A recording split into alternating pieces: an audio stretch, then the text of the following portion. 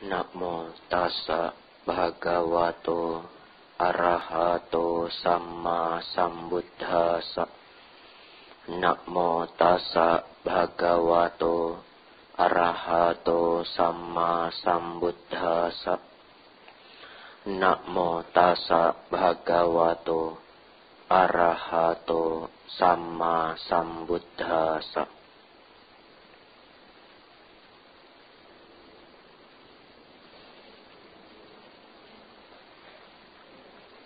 Pemimpin Puja Bakti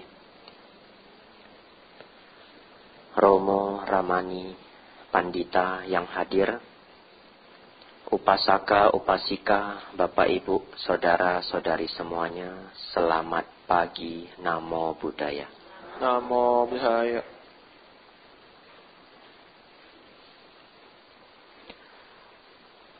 Bapak Ibu, Saudara-saudari, ada satu kisah, dan kisah ini yang menginspirasi saya untuk membahas tentang kehidupan lampau.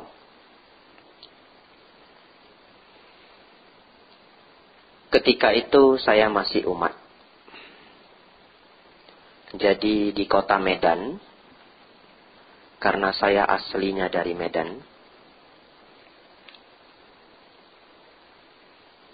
waktu itu saya didatangi seorang ibu-ibu yang umurnya sudah hampir 60 tahun. Tapi terus terang saya tidak tanya umurnya. Karena katanya kalau bertanya umur ke wanita tidak sopan. Jadi saya duga-duga saja. Lebih kurang 50-an tahun. Ibu ini datang karena ingin berobat. Jadi kebetulan bidang saya itu kesehatan. Jadi ibu itu datang untuk berobat. Yang saya butuhkan sebenarnya apa penyakitnya? Atau apa ciri-ciri dari penyakit yang ia derita? Ternyata apa yang terjadi? Ternyata dia malahan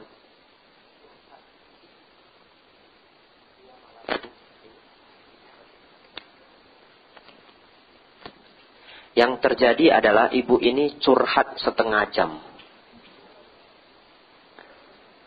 Nah, ibu ini cerita. Kalau dulu dia pernah sakit. Dan kalau kita renungkan bersama, sakit ini memang sangat-sangat aneh. Tapi sangat-sangat menderita. Jadi ibu ini setiap pagi bangun, awalnya normal. Tapi setelah matahari mulai terbit, badannya sudah mulai gatal. Pelan-pelan semakin gatal, semakin gatal. Jadi semua badannya itu sangat gatal. Begitu masuk jam 6 maghrib, itu gatalnya semakin memuncak. Gatal sekali sampai dia terkadang lari ke sana kemari, garuk ke sana kemari, itu gatal sekali. Dan dia akan terus menggaruk sambil konsumsi obat. Kalau seseorang itu gatal itu ke dokter, dokter kasih antihistamin, obat alergi, dan itu ngantuk. Yang paling murah itu CTM. 2.000 perak dapat 10 tablet. Ada orang tidak bisa tidur, dia konsumsinya CTM. Tapi nanti lama-lama badan bisa rusak. Jadi jangan dipraktikkan. Nah, karena dia minum obat anti gatal, jadi akhirnya dia akan garuk sampai tertidur. Dan setiap hari begitu. Sampai 7 tahun. Dan tidak hanya itu, ibu ini cerita lagi, sejak kecil tidak disayang ibunya. Jadi di rumah itu dia disepelekan. Dan ibunya juga meninggal ketika ia berumur 11 tahun. Setelah itu dia harus merawat saudari-saudaranya. Tambah pahit hidupnya. Lalu dia cerita ke saya, hidupnya lebih asin dari air laut. Waktu itu saya mendengar itu karena tugas saya waktu itu adalah untuk mengobati. Ya saya dengarkan saja dengan baik. Tapi dalam hati kecil saya berkata, aduh, apa karma buruk ibu ini di kehidupan lampau. Tapi karena saya tidak dekat dengan ibu ini, tidak berani saya ungkapkan. Kenapa? Takut ibu ini sakit hati. Karena tidak semua orang memahami Dhamma. Akhirnya saya hanya diam saja, mendengarkan curhatannya. Ya saya hanya bisa membantu agar penyakitnya yang waktu itu cepat sembuh. Waktu itu penyakit gatal-gatalnya sudah hilang. Dia hanya mengeluh badannya itu sering lemas. Ibu ini kurus sekali. Nah,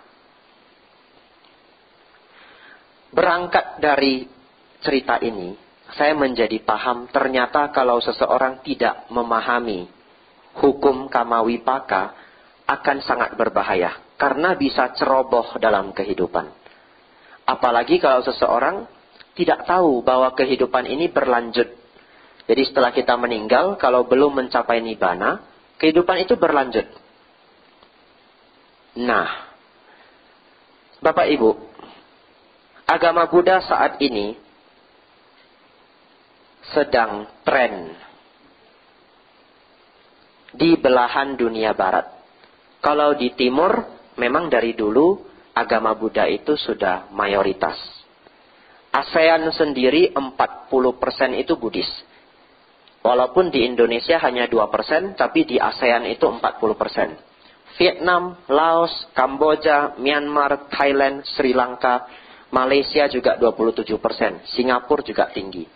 Indonesia kecil, 2%. Tapi jangan lupa, Indonesia manusianya banyak Bapak Ibu.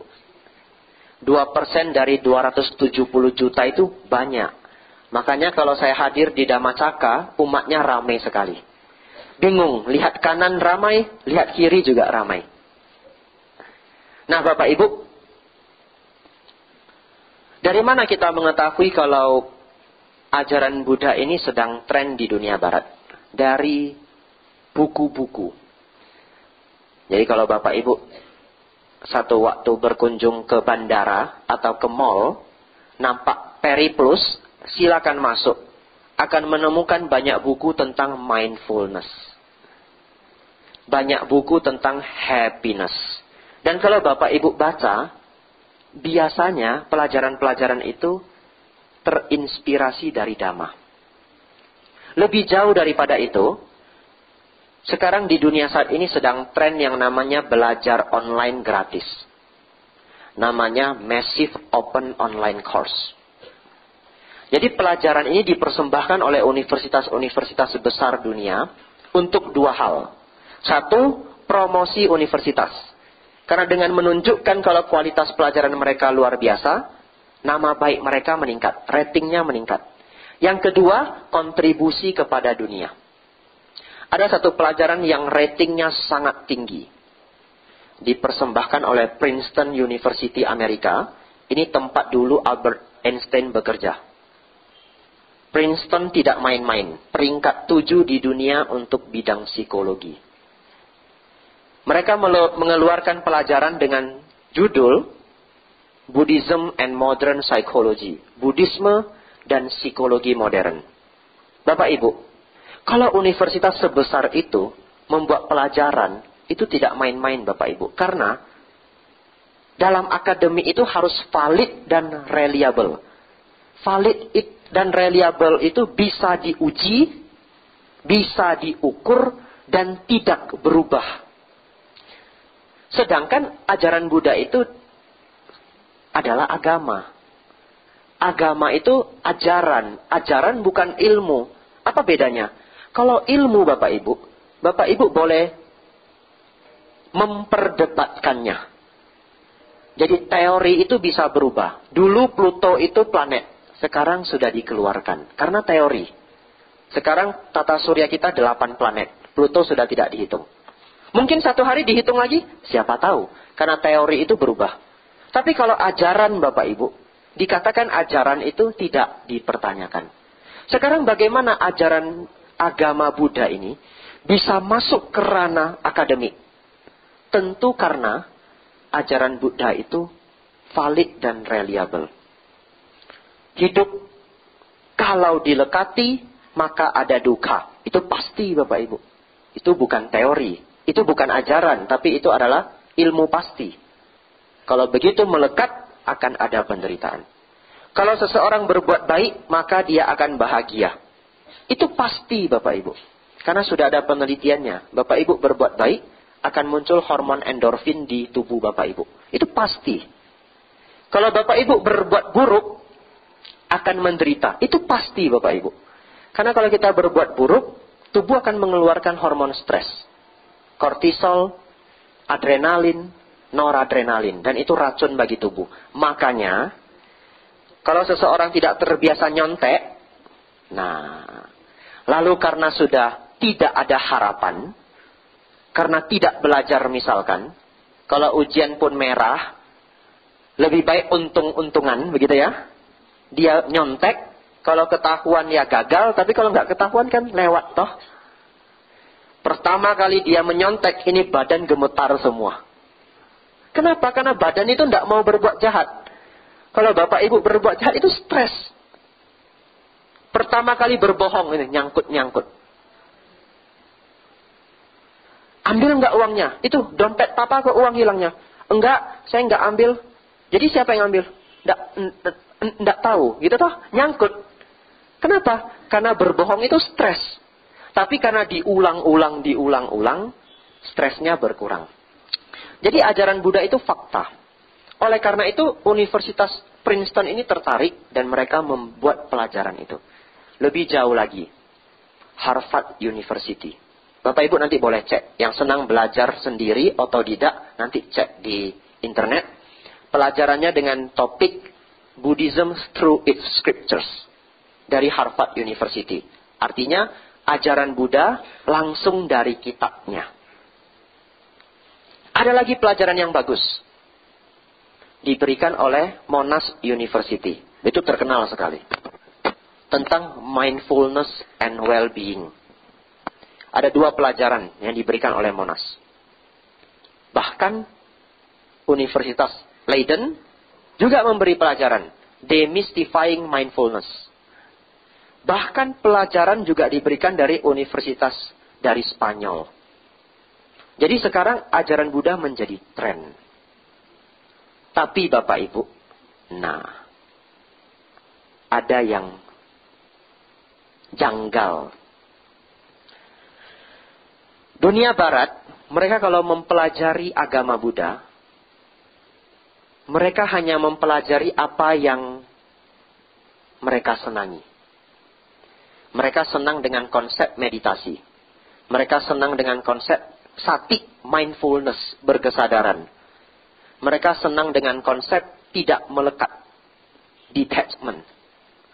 Tapi, mereka buang apa yang menurut mereka tidak terbukti. Mereka tidak tertarik dengan 31 alam kehidupan. Tidak tertarik. Mereka tidak tertarik dengan reinkarnasi. Tidak tertarik. Punabawa. Tidak tertarik. Dari sini saya melihat, memang baik. Dunia Barat senang dengan ajaran Buddha karena teknologi semakin maju, stres meningkat. Dan ajaran Buddha ini memberi kelegaan. Bagaimana tidak stres Bapak Ibu? Zaman sekarang begitu maju. Kalau mau makan, harus difoto dulu. Iya toh? Sudah difoto? Ini pengalaman saya dulu ya, sebelum gabung di Sangga Theravada Indonesia. Teman-teman begitu. Dia sudah foto, saya sudah tanya, siap fotonya? Oh sudah. Baru saya mau ambil makanan. Bentar, tadi lightingnya nggak enak katanya. Ulang lagi fotonya. Akhirnya mau makan itu harus nunggu teman itu foto dulu begitu toh. Lalu upload ke Instagram, Facebook, apalagi text. Bahkan kurang puas, status BlackBerry karena dulu BlackBerry masih laris. Nah, karena kemajuan zaman Bapak Ibu, tidak Bapak Ibu sadari, informasi itu masuk begitu cepat. masuk begitu cepat. Dan terkadang informasi itu membawa stres. Contoh, ini kenyataan ini ya, direnungkan. Main Instagram, nampak temannya ke Korea. Wah, ke Korea. Dilirik, loh, tasnya ini kan channel. Wah, ini 70 juta ini. Ya toh? Lalu ibu-ibunya nanya papa, "Pak, ini tasnya bagus sekali." Papanya diam, pura-pura lihat berita. Ya toh? Karena gawat, mahal. Nah, tetapi karena begitu banyak informasi, wah, si A ke Korea, si B ke Jepang, aduh saya kapan ya? Stres sendiri toh? Waduh, ini tasnya 30 juta, ini 60 juta. Ini papa suruh saya pakai tas kresek katanya. Sama aja. Nah, tidak bisa memilah-milah apa yang baik. Otak kita terpengaruh. Batin kita terpengaruh. Tetapi Bapak Ibu, seberapa hebat kita bisa memilih untuk tidak mengkonsumsi informasi itu atau memilih untuk tidak terpengaruh? Sulit. Karena begitu sudah masuk ke otak, terjadi kontak, ya toh? Mata melihat, muncul kontak, akan muncul perasaan ingin. Maka dunia saat ini semakin maju, stres semakin meningkat. Apalagi berita. Aduh, beritanya ngeri-ngeri. Tahun lalu ada sedikit masalah di dunia Buddhis. Tidak akan saya ceritakan komplit. Waktu itu saya di Wihara Mendut. Cukup mengerikan. Setiap hari saya harus baca koran. Karena khawatir kalau ada umat non-Buddhis yang mempertanyakan, saya tidak bisa menjawab. Padahal sebenarnya saya tidak hobi baca berita. Tidak hobi baca koran. Tapi mau tidak mau. Karena di Jawa Tengah itu sering ada undangan dialog antar agama. Jadi kalau kita tidak tahu dunia luar, nanti bingung menjawabnya. Tapi apa yang terjadi? Semakin saya baca, saya kok semakin stres. Akhirnya begitu masalah itu terselesaikan, begitu pula saya tidak baca koran lagi sampai hari ini. Tenang, damai hidupnya.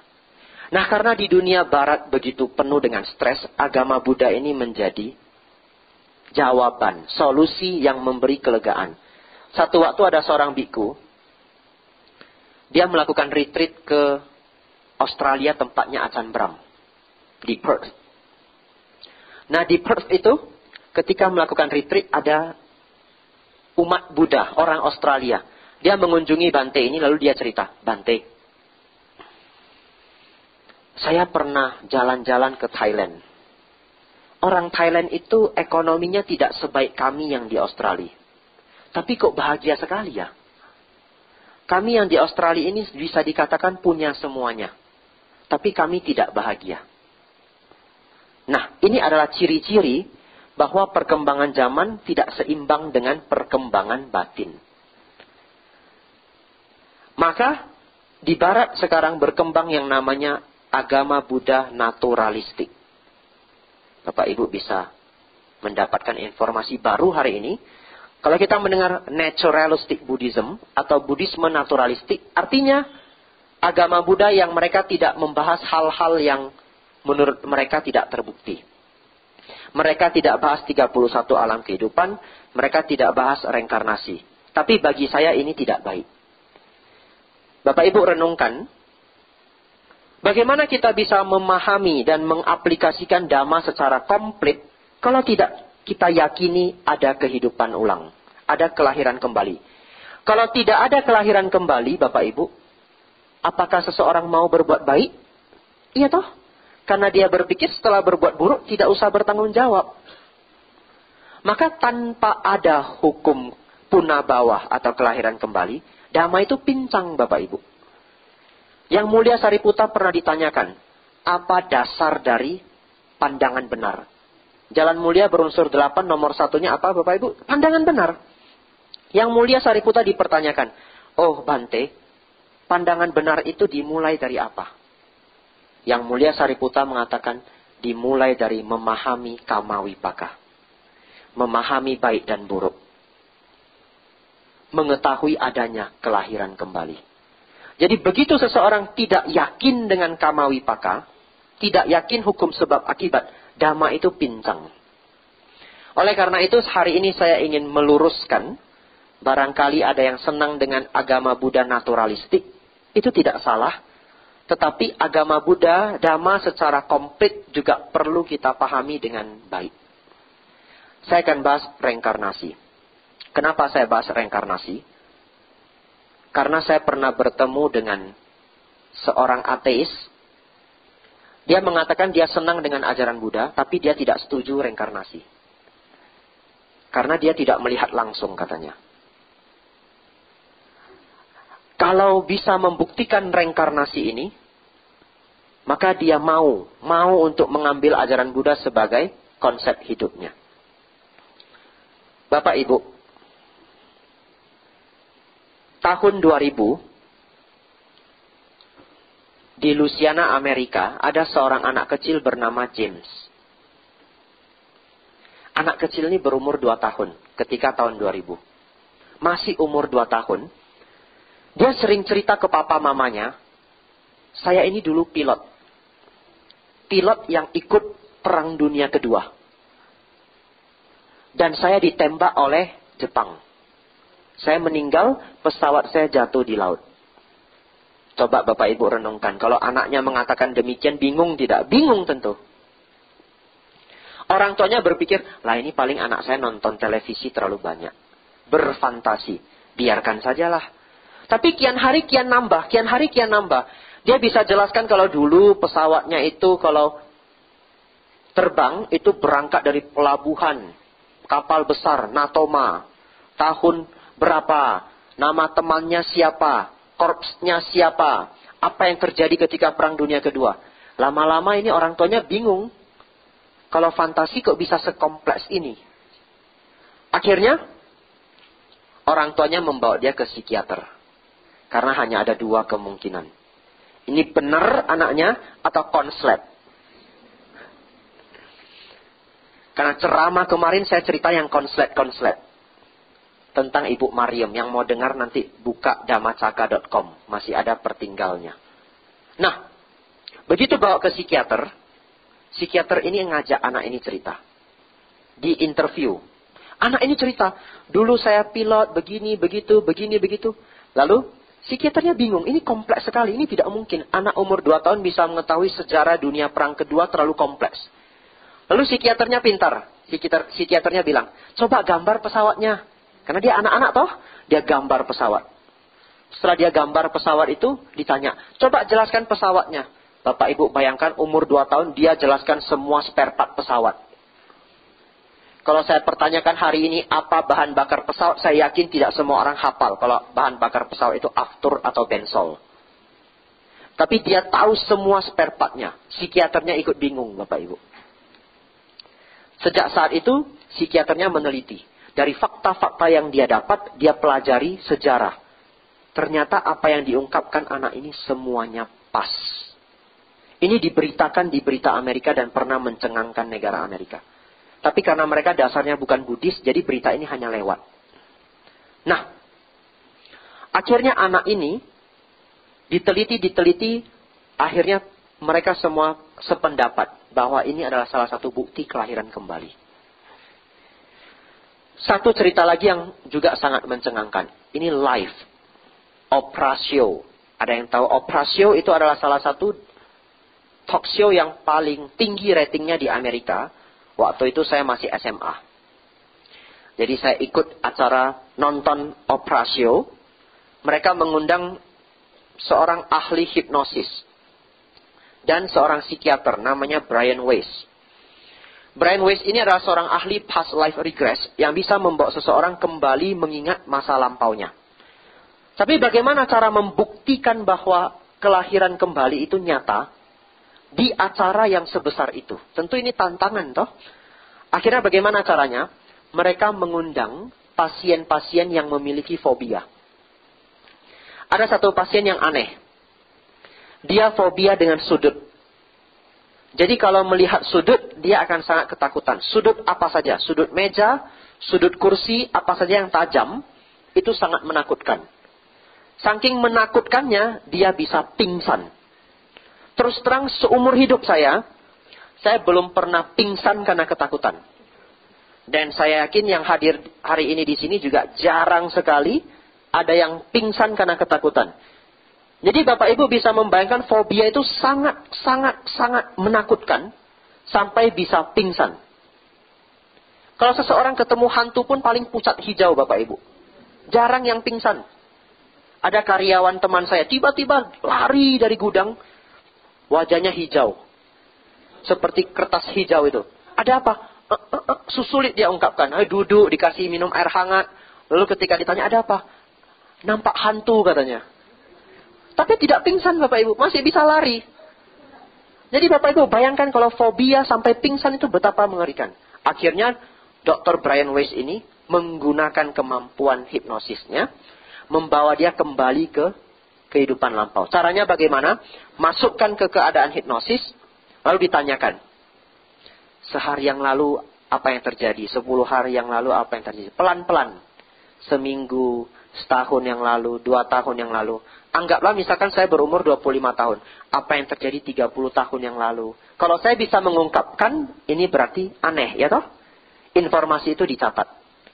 Nah, ini diulang, dimundur untuk mencari tahu apa penyebab fobianya. Ternyata dimundurkan sampai 2 kehidupan. Ternyata 2 kehidupan yang lampau, dia adalah orang suku primitif. Suku-suku yang tinggal di hutan. Dan pada saat itu terjadi perang suku. Karena orang primitif itu memang sering terjadi peperangan. Makanya mereka harus kuat dalam kekuatan perang. Kemana-mana bawa tombak misalkan. Bawa senjata kemana-mana. Karena bisa-bisa di tengah hutan itu dibunuh oleh suku lainnya. Nah, waktu itu terjadi perang antar suku. Dan yang terjadi cukup mengerikan. Dalam peperangan itu, dia ditusuk dengan tombak dari belakang kepala. Dan tombak ini menembus sampai tengah di antara kedua matanya. Jadi di atas tulang hidung. Itu ujung spear, ujung dari tombaknya itu nembus keluar beberapa sentimeter. Dan darahnya mengucur kencang sekali. Dan dia melihat ujung tombak itu lebih kurang 15 menit baru kehilangan kesadaran. 15 menit ini itu mengerikan sekali. Ada orang melihat darah saja sudah pingsan Bapak Ibu. Ini melihat diri sendiri tertusuk dari belakang dan ujung mata pisaunya itu tepat di depan mata. 15 menit dan ini menjadi kesadarannya yang terakhir. Ini membawa fobia yang luar biasa. Nah, begitu diketahui sebabnya, ahli hipnosis kita sebut hipnotis. Jadi hipnotis itu sebenarnya orangnya. Tis itu orangnya. Scientist. Ya toh? Nah, prosesnya hipnosis, orangnya hipnotis. Di Indonesia sering terbalik. Nah, ahli hipnosis ini, dia hapus memori itu. Jadi dia bisa hapus. Lupakan apa yang terjadi. Saya pernah melihat Pak Adi W. Gunawan datang ke Medan. Dia melakukan show hipnosis. Ada salah seorang umat Buddha datang ke depan. Namanya siapa? Dia sebutkan namanya. Anggaplah namanya Robin. Saya pinjam namanya ya, taruh di tangan saya. Lalu namanya itu ditaruh di tangan. Padahal nama itu kan abstrak toh. Pegang, masukkan ke kantong. Nanya, namanya siapa? Lupa, hilang namanya. Itu luar biasanya hipnosis. Nah, fobia ini akhirnya di-clear, dibersihkan. Begitu dibersihkan, dia disadarkan kembali. Begitu pasien ini sadar, dia diminta, coba lihat sudut. Dia lihat sudut. Bagaimana perasaannya? Kok tidak ngeri ya?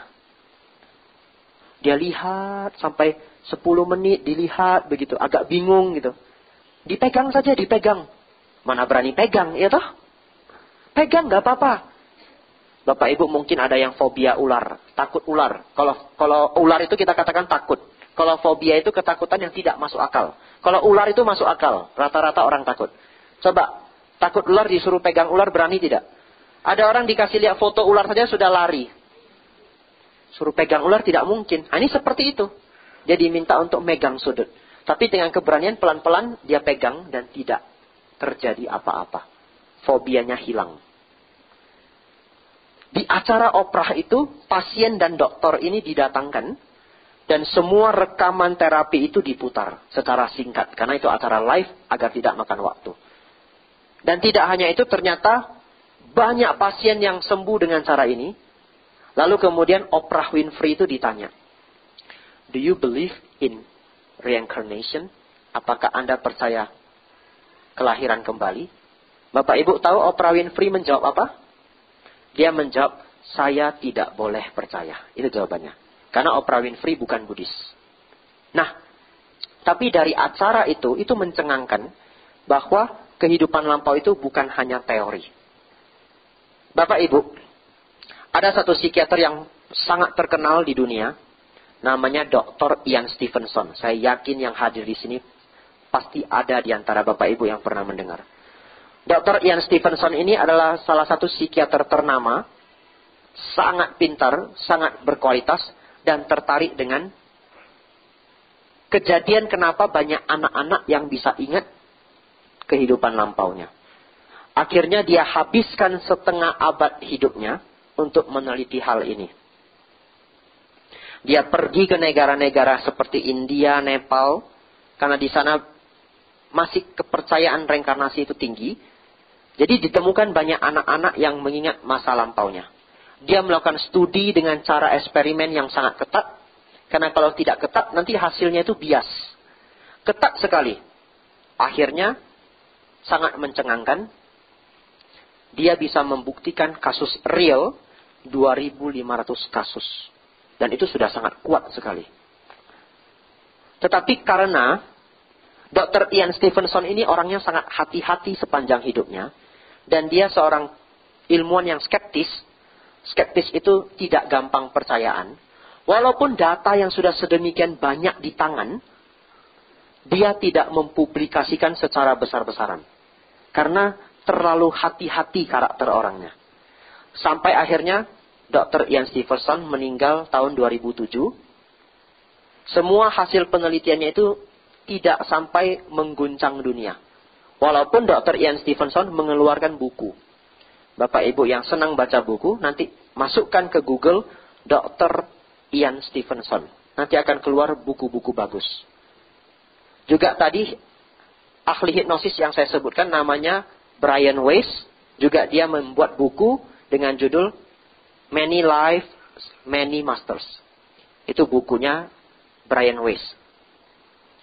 Bapak Ibu yang berbahagia,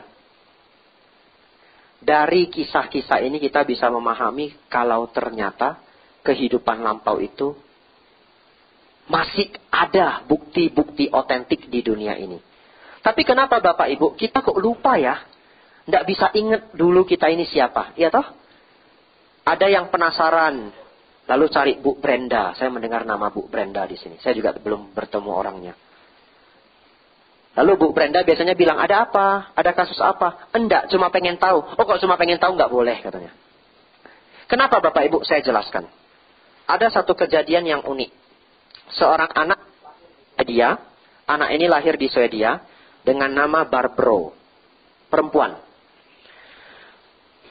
Kecil dia lahir di keluarga, dia selalu ingat kalau dulu dia adalah Anne Frank, namanya sebelum kelahiran di Swedia. Dan dia lahir di Belanda, Amsterdam.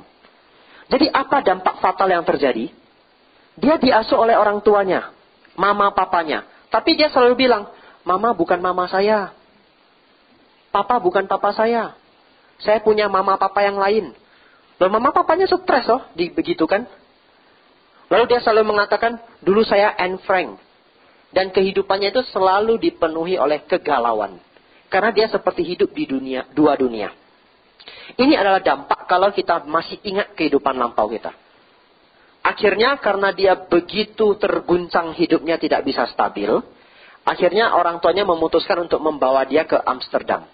Pada saat mereka tur Eropa, mereka berhenti di Amsterdam. Orang tuanya bilang, ayo kita cari kendaraan, kita kunjungi rumah yang kamu akui sebagai rumahmu. Lalu anak ini bilang, nggak usah Pak, saya masih hafal jalannya katanya. Dia bawa orang tuanya ke rumahnya. Ada tulisan, Anne Frank Huis. Mungkin Huis itu bahasa Belanda untuk house. Begitu masuk, dicarilah satu orang yang tahu daerah itu, menjadi guide mereka, diceritakanlah apa yang terjadi di daerah ini. Dan semua cerita itu persis seperti yang anak ini ceritakan. Lalu dia dibawa ke kamarnya dirinya yang lampau. Begitu sampai kamarnya dia menangis. Kenapa menangis? Dulu dia memiliki banyak gambar foto-foto aktor-aktor pujaannya, artis-artis pujaannya, lalu teater-teater yang dia senangi. Ya seperti anak sekarang, kalau masuk ke kamarnya ada Spider-Man begitu ya, Avengers, nah mungkin begitu. Jadi dia punya aktor-aktor kesayangan, tapi begitu dia masuk, ternyata foto-foto itu sudah hilang. Jadi dia menangis.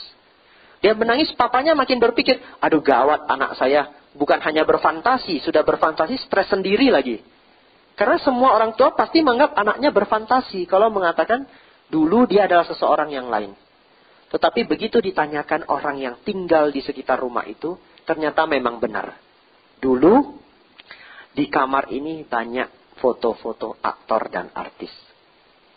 Begitu diceritakan lengkap, orang tuanya akhirnya percaya. Anak ini cukup terkenal.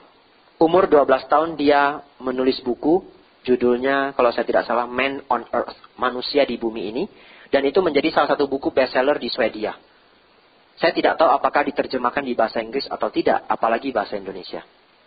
Bapak Ibu, mungkin karena agama Buddha bukan agama paling besar di dunia, maka kisah-kisah seperti ini tidak menjadi topik paling difokuskan oleh para ilmuwan di Barat.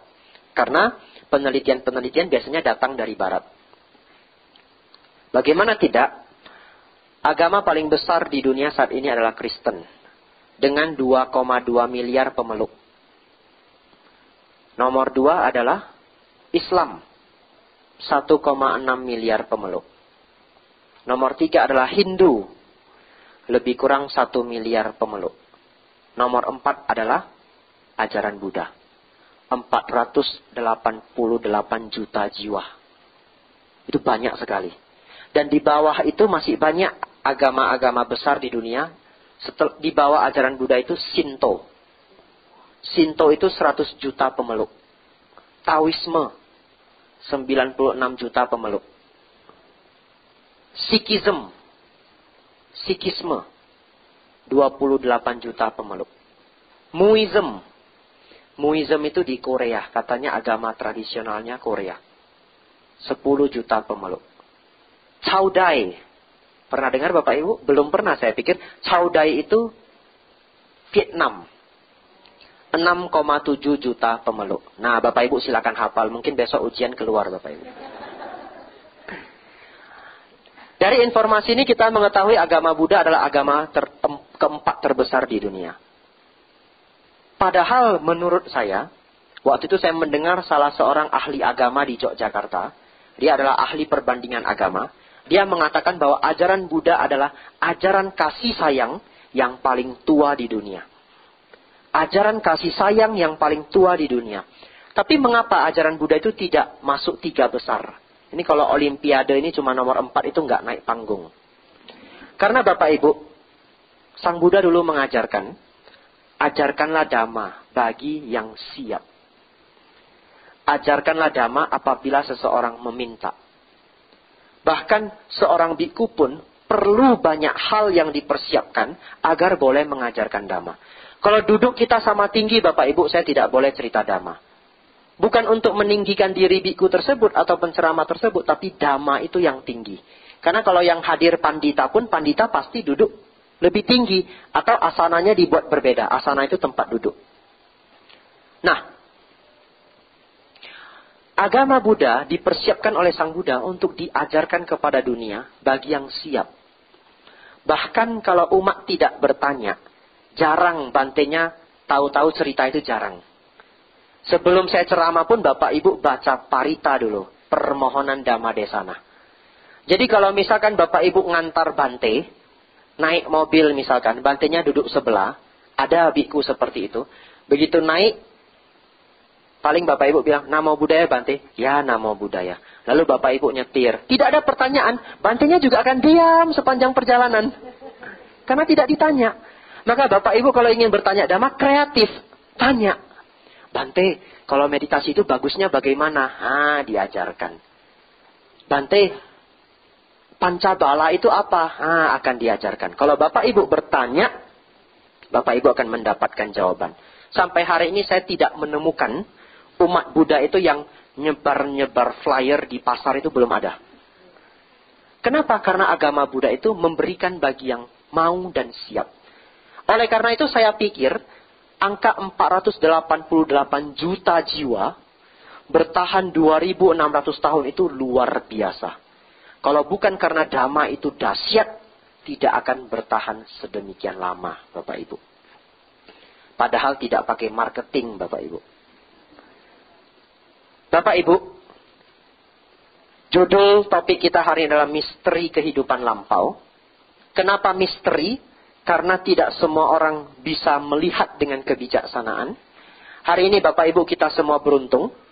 Kita beruntung bisa belajar Dhamma dengan komplit. Lebih beruntung daripada yang senang agama Buddha naturalistik. Karena dengan memahami hukum Kamawipaka, percaya ada kehidupan lampau dan kehidupan yang akan datang, hidup kita hati-hati Bapak Ibu. Hati-hati. Mau berbuat jahat, takut. Nanti karma buruknya matang. Ya toh? Gatal-gatal 7 tahun gawat. Dengan percaya hukum Kama, pasti menjalankan sila. Pasti. Kalau seseorang tidak percaya hukum Kama, tidak akan menjalankan sila. Dia hanya tertarik meditasi, mindfulness, bisa happy. Manfaat meditasi, sehat, sakit bisa sembuh. Belajar bisa cepat mengerti. Tapi belum tentu mau menjalankan sila. Padahal kalau tidak menjalankan sila, hidup kita itu sangat berbahaya. Apa yang terjadi hari esok, kita tidak tahu. Bapak Ibu yang berbahagia,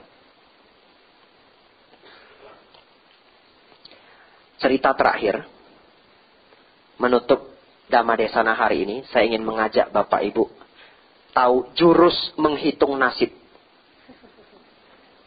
Karena jurus menghitung nasib itu banyak Bapak Ibu. Ada yang baca wajah, ya toh? Ini hidungnya besar, katanya bisa jadi pemimpin. Saya dari kecil diramalkan hidung besar nanti jadi tauke, rupanya jadi biku.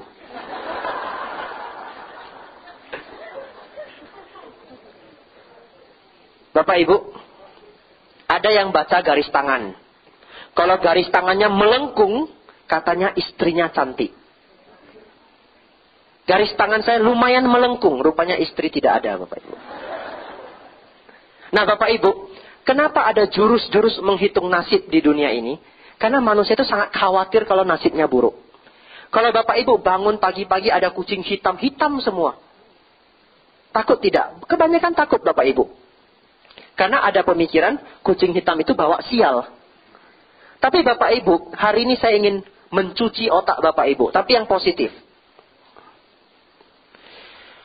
Kucing hitam di Indonesia dianggap bawa sial. Katanya kalau lompat mayat, mayatnya bisa hidup. Tidak mungkin Bapak Ibu. Bawa saja kucing sekarung. Lompat-lompat kan tidak akan hidup orang mati Bapak Ibu.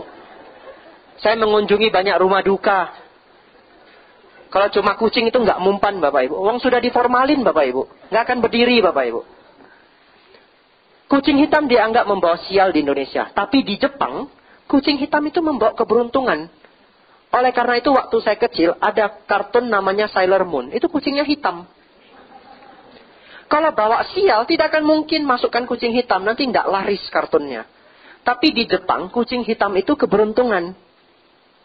Jadi kalau orang Jepang nampak kucing hitam, senang bukan main. Nah, burung hantu. Di Indonesia kalau nampak burung hantu, kita sudah gelisah. Aduh, gawat, nanti ada yang berduka. Nanti ada yang mati katanya. Aduh, ini sudah nunggu nih. Aduh, saudara mana yang mati ini ya. Yang penting jangan saya lah, begitu ya. Semenjak nampak burung hantu itu jalan naik mobil pelan, ya. Biasanya titit, nggak berani pelan ini. Takut kecelakaan. Tapi Bapak Ibu, di Yunani, burung hantu itu adalah lambang kebijaksanaan. Oleh karena itu, Harry Potter, temannya burung hantu. Kalau burung hantu lambang kematian, Harry Potter itu filmnya itu nggak bakal pakai burung hantu. Nanti nggak laku Bapak Ibu. Nah, kenapa? Lambang-lambang yang kita anggap sebagai prediksi nasib itu berbeda dari satu daerah ke daerah lain. Itu karena Bapak Ibu, kepercayaan. Tapi kepercayaan itu masuk ke dalam sugesti. Kalau masuk ke dalam sugesti, itu mempengaruhi karena pikiran adalah pencipta, pikiran adalah pelopor. Jadi Bapak Ibu kalau percaya sapu itu bawa sial, dulu saya percaya sekali. Jadi kalau orang Medan itu takut kena sapu. Makanya kalau preman atau siapa saja minta uang nggak mau pergi-pergi itu keluar bawa sapu dia lari. Karena lebih mengerikan sapu daripada pisau. Katanya kena sapu itu jodoh bisa hilang, bisa kecelakaan dan lain-lain. Jadi dulu saya sendiri takut sapu Bapak Ibu. Lalu saya belajar dhamma. Saya belajar dhamma itu tahun 2010 itu intensif. Senang dengan dhamma. Sambil kuliah belajar dhamma dengan intensif. Semakin saya belajar, saya semakin yakin kalau yang membuat sial itu adalah perbuatan buruk. Bukan sapu. Tapi masih mengerikan. Jadi kalau nyapu itu nggak boleh kena kaki. Lalu semakin hari saya semakin yakin, ini kayaknya sapu ini nggak bawa sial deh. Mungkin cuma pikiran ini. Jadi saya nantangin diri. Nantangin diri bagaimana? Biasanya saya kalau mencari nafkah itu pergi ke luar kota. Jualan seminggu nanti Sabtu Minggu baru pulang. Distribusi obat. Nah, begitu saya mau berangkat jualan Bapak Ibu ke luar kota. Ini sapu. Saya sapu-sapukan dulu di kaki. Nantang ini. Lalu begitu saya sapu-sapu di kaki. Mama saya nampak. Mama saya yang marah. Gila ini anak itu sapu nanti bawa sial. Saya bilang, enggak apa-apa. Paling mati. Saya jawab begitu. Karena saya ingin mencoba. Dhamma ini benar tidak? Lalu saya sapu-sapu di kaki. Begitu sapu saya jualan, pergi. Rupanya laris Bapak Ibu. Ini satu kali nih. Oh, kok nggak sial ya? Begitu pulang hari Jumat, ini mau nyetor uang. Sapu-sapu lagi Bapak Ibu. Mau lihat, katanya kalau nyapu-nyapu kena sapu nanti di jalan bisa kecelakaan. Ini kan mau nantangin diri toh. Tak sapu-sapu, agak naik lagi sedikit. Kalau kemarin cuma kaki bawahnya agak naik sedikit. Kemudian saya naik kendaraan, aman Bapak Ibu. Sampai sekarang masih hidup Bapak Ibu. Dari situ saya percaya bahwa sugesti pikiran. Tapi tidak semua orang mampu. Walaupun sudah tahu teori ini, Bapak Ibu kalau pulang coba, nyapu-nyapu lalu sial, jangan salahkan saya. Karena kenapa? Pikirannya mungkin masih lemah. Untuk meyakini bahwa dhamma itu benar dan dampak sugesti itu tidak bisa mengganggu kita, itu perlu dhamma yang lama direnungkan dan praktik meditasi. Jadi kalau pikirannya masih lemah, jangan coba-coba. Tapi boleh latihan. Nanti sikit-sikit dulu Bapak Ibu. Lalu Bapak Ibu, garis tangan. Orang Jepang sangat percaya garis tangan. Percaya sekali. Saking percayanya kalau nasibnya buruk, mereka operasi garis tangan Bapak Ibu. Silakan cek di internet kalau tidak percaya. Tapi nanti jangan tiru ya. Gara-gara ceramah ini pulang pada jalan-jalan ke Jepang, operasi garis tangan. Saya pernah dibaca garis tangan. Terus terang, saya tidak mengatakan bahwa ilmu meramal itu tidak benar. Saya tidak mengatakan. Ilmu meramal itu bisa benar, bisa tidak. Baca tangan ini ada teorinya, namanya palmistry. Tetapi Bapak Ibu, ini bukan nasib kita. Ini adalah kira-kira nasib kita kalau karakter dan cara hidup kita seperti ini saat ini. Contoh Bapak Ibu punya pola kerja 7 jam sehari, lalu tidak senang baca buku. Lalu tidak senang belajar. Lalu tidak sopan orangnya. Nasibnya begini. Kalau dibaca nasibnya, oh ini sulit kalau berdagang. Kalau bisnis sulit. Bagaimana bisa gampang mau marah-marah terus, ya toh? Ada pelanggan ganti barang 2 kali saja sudah ngusir. Nah, ini adalah nasib kita kalau karakter kita saat ini begini. Nah, kalau karakter kita berubah, dikatakan, saya tidak pernah neliti ya, garis ini pelan-pelan akan berubah. Jadi nasib itu bisa diubah. Nah, saya pernah diramal nasib sebelum saya berangkat jadi biku. Karena saya minta izin ke mama jadi biku, mama itu khawatir nasib saya buruk. Jadi saya diramal dulu. Jadi sebelum jadi biku saya sudah diramal. Begitu diramal, ini adalah salah satu keluarga saya yang ramalannya sangat tepat. Dia pegang tangan saya. Lihat kiri kanan, sampai lihat pinggir-pinggiran. Saya baru tahu kalau ramal tangan itu ini juga dilihat. Bentuk jarinya dilihat. Makin lihat dia makin bingung Bapak Ibu.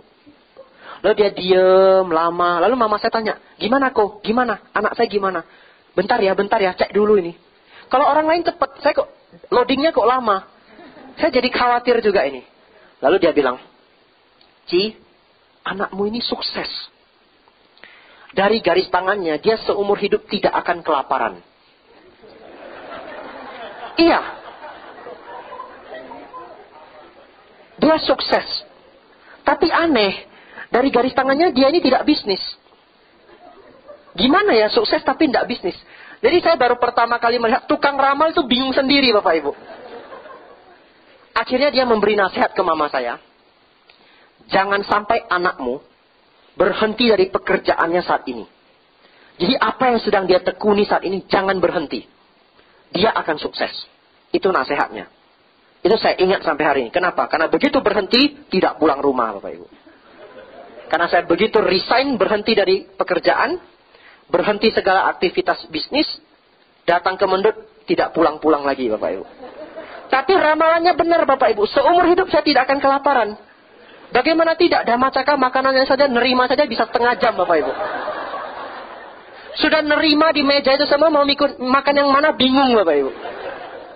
Tapi karena penuh penghargaan kepada umat, dimakan sedikit-sedikit. Nah Bapak Ibu, agar Bapak Ibu punya jurus hitung nasib, jurusnya begini. Ini dihafal, ini penting sekali. Nasib kita adalah perpaduan, kombinasi karma masa lampau dan karma kehidupan ini. Yang masa lampau tidak bisa diubah Bapak Ibu. Contoh apa? Kecerdasan. Kalau datangnya ya pas-pasan, IQ-nya 80 ya begitu. IQ normal itu 80 sampai 120. Itu normal. Di bawah 80 itu lelet. Di atas 120 itu superior. Jadi kalau 80 pas-pasan Bapak Ibu. Kalau ujian itu harus belajar dulu seminggu begitu ya. Ujian dapat 75. Tapi masih standar. Nah, kecerdasan itu bawa lahir. Apalagi yang tidak bisa kita pilih. Keluarga. Tidak bisa milih toh. Saya dulu juga berpikir kok lahirnya di Medan ya. Kalau bisa pilih saya mau di Belgia begitu ya. Nah, keluarga tidak bisa milih. Apalagi wajah tidak bisa milih Bapak Ibu. Lahir tahu-tahu begini Bapak Ibu. Kalau dulu saya bisa milih, saya mau milih Tom Cruise Bapak Ibu. Tapi dapatnya begini. Tapi syukur juga dapat begini. Pas-pasan.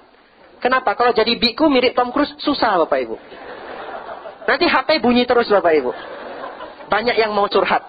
Kalau pas-pasan begini, syukur, ayem. Jarang yang cari. Yang cari bapak-bapak. Lalu apalagi yang tidak bisa kita pilih? Kesehatan.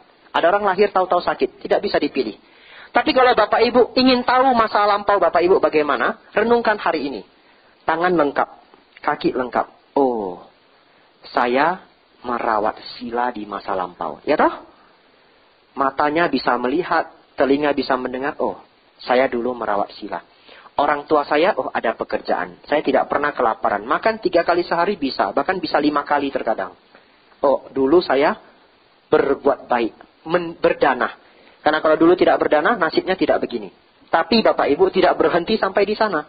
Kalau Bapak Ibu setelah merenung hari ini, nasibnya kurang baik, apa yang dilakukan? Ubahlah karma kita lakukan yang hari ini. Seseorang lahir kurang cerdas, tapi dia belajar rajin sekali. Bisa masuk kedokteran. Ini teman saya, serius. Tidak pintar, tapi rajin belajar. Keluar main-main, kami makan, kami ngobrol, dia belajar. Pulang sekolah kami main basket, dia masih belajar. Sampai di rumah kita sudah keluyuran, naik sepeda, dia masih belajar. Begitu tamat Bapak Ibu diterima di kedokteran. Walaupun kedokteran universitas di Riau. Tapi tetap luar biasa. Dengan perjuangan. Tapi ada teman saya yang pintar sekali, IQ-nya di atas rata-rata. Rankingnya malah belakang Bapak Ibu. Lalu dia setiap hari mengatakan, saya sebenarnya ya, kalau mau belajar ya, bisa katanya. Pernah dengar begitu ya? Anaknya mungkin, Pak, kalau saya mau belajar, saya bisa. Kalau mau belajar. Tapi belajar tidak? Tidak, masalahnya begitu. Karma lampau mendukung, tapi kehidupan ini tidak dilakukan. Bapak Ibu, kalau tidak diperjuangkan, tidak bisa mendapatkan hasil. Kalau hari Senin kita mau ujian misalkan, minggu depan, Seninnya minggu depan. Mulai besok Senin, sembayang di Damacaka. Selasa Dharma Ratna. Rabu Sadapala. Kamis Damapala. Jumat tembak ke Mendut. Sabtu Borobudur. Minggu, one day mindfulness. Senin ujian, 0 Bapak Ibu. Karena tidak belajar. Hidup ini perlu usaha. Belajar sambil berdoa. Itu toh? Dia belajar, dia tetap datang ke wihara. Ketika di wihara mendapatkan dhamma, batin menjadi rileks. Kalau batin rileks, apa yang dipelajari masuk ke otak. Ikut meditasi, konsentrasinya meningkat. Rentang atensinya meningkat. Rentang atensi itu rentang kita konsentrasi. Ada orang 20 menit sudah ngantuk. Belajar. Ada orang 2 jam masih kuat. Itu rentang atensi. Bapak Ibu senang meditasi, rentang atensinya kuat. Itu dikombinasikan. Dia senang belajar, dia tetap datang ke wihara, belajar dhamma. Ujian Bapak Ibu, dapat nilai A. Jadi hidup itu kombinasi. Jadi jurus hitung nasib Bapak Ibu, lihat apa yang terjadi hari ini, itu nasib kita karena perbuatan lampau. Bapak Ibu ingin mengubah nasib, lakukanlah perbuatan baik mulai hari ini. Tapi saya yakin yang hadir di sini semua senang berbuat baik. Rawat sila. Ngurangi kemarahan Bapak Ibu. Rumah sering berantem itu sabar, ngalah. Kalau rumah sudah tidak berantem, nanti komunikasi jadi lancar. Komunikasi jadi lancar, rezeki meningkat. Kenapa? Karena ayem, ide-ide yang bagus itu keluar. Kalau jualan juga bertemu customer itu menyapa, senang, damai. Maka bisnisnya jadi lancar. Bekerja pun bos senang lihatnya. Wah, ini kok karyawan saya dilihat senang gitu ya. Auranya bagus begitu ya. Cepat naik pangkat Bapak Ibu. Jadi mengubah nasib itu kita usahakan. Bapak Ibu berbuat baik, merawat sila, kontrol pikirannya. Meditasi. Meditasi itu tidak berhasil kalau kemarahan tidak berkurang, keserakahan tidak berkurang. Duduk 4 jam begitu bangun. Siapa tadi yang nutup pintu keras begitu? Apa meditasinya itu? Ada yang begitu. Meditasi. Suara jendela bunyi sedikit. Sudah meditasi mungkin hampir mencapai jana begitu ya. Katanya Bapak Ibu. Teman sebelah batuk. Dia kesal. Jadi sepanjang meditasi 2 jam itu kesal terus. Begitu pulang makin stres Bapak Ibu. Tidak begitu. Meditasi itu kemarahan berkurang. Keserakahan berkurang. Ego berkurang. Dipuji tidak dipuji, berbuat baik tetap senang. Jadi kalau Bapak Ibu nanti ikut meditasi, teman tetangganya sebelah itu batuk-batuk. Tenang, damai. Begitu ya. Saya punya tips. Ini semoga kalau ada yang insomnia setelah ini pulang bisa tidur. Ini jurus ini. Kalau Bapak Ibu tidak bisa tidur, itu karena Bapak Ibu takut tidak bisa tidur. Maksudnya apa? Begitu rebahan, aduh kayaknya belum ngantuk. Gawat, nanti seperti kemarin, jam 4 baru tidur. Nanti jam 7 sudah harus kerja. Aduh, makin gelisah tidak bisa tidur, makin tidak bisa tidur. Oleh karena itu tipsnya bagaimana? Begitu rebahan, Bapak Ibu mengucapkan, tidur, ndak mau tahu. Pokoknya saya rebahan. Karena kalau Bapak Ibu rebahan, tidak tertidur pun itu seger. Daripada tidak rebahan. Jadi kalau misalkan Bapak Ibu rebahan jam 11 sampai jam 5 pagi, tidak tertidur pun, ndak usah gelisah. Tenang saja, jalani hidup. Jadi tidak begitu banyak masalah. Kenapa? Sebenarnya kalau pikiran kita tidak terkendali, gelisah, insomnia itu akan menjadi-jadi. Saya kasih satu cerita. Bapak Ibu tahu, kalau terjadi perang antar daerah di perbatasan, maka peperangan itu bisa terjadi berbulan-bulan. Pertanyaan saya, kapan tentara yang di baris depan itu tidur? Kalau perang terus, apakah tidak tidur? Mereka tetap tidur Bapak Ibu.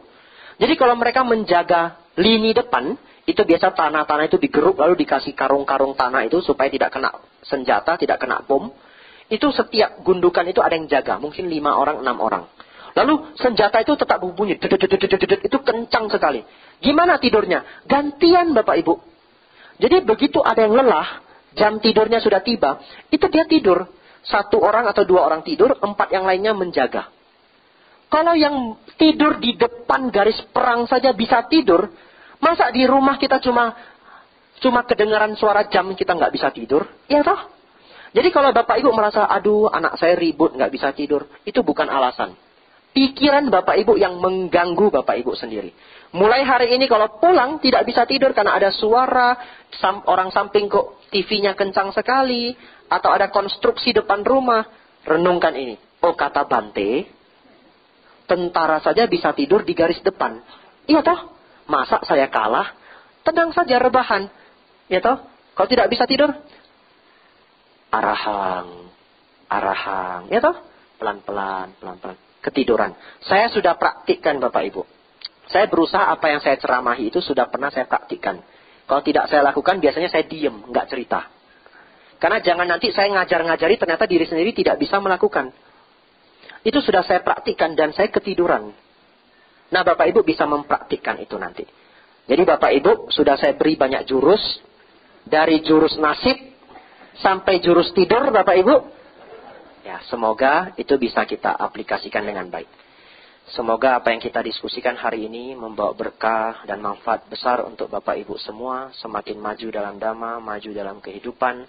Sejahtera, sehat, dan umurnya panjang. Sabe sata bawantu sukitata. Semoga semua makhluk hidup berbahagia. Sadhu, sadhu, sadhu.